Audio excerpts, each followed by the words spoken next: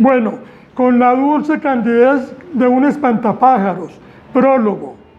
La novela Con la dulce candidez de un espantapájaros tiene una de las mejores magias poéticas que en cuestiones de literatura he degustado.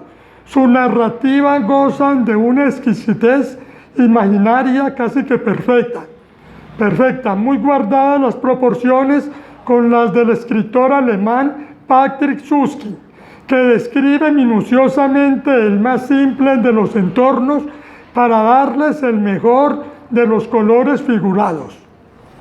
Aquí el escritor Carlos Humberto Quiseno nos envuelve en el más fino de los papiros, con los mejores olores vallecaucanos, llevándonos en su novela en un viaje de lectura visual que no quisiéramos determinar de leer, pues la virtuosidad de este prolijo escritor radica en la fuerza descriptiva de las cosas más simples y cotidianas que la percepción de su corazón recibe para entregárnosla en líneas escritas con el alma, logrando con ello que el lector las disfrute con la misma fuerza que el autor le imprimió.